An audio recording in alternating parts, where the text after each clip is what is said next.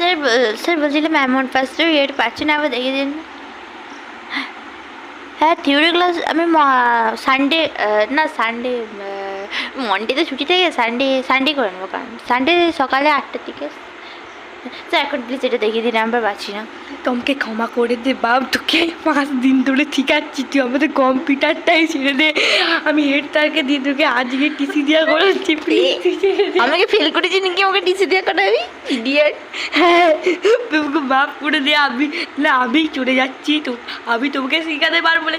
ভাগো sir sir আপনি কোনো চিন্তা করবেন না, আপনি কি চলেছেন, আমি আপনাকে নিয়ে যাচ্ছি।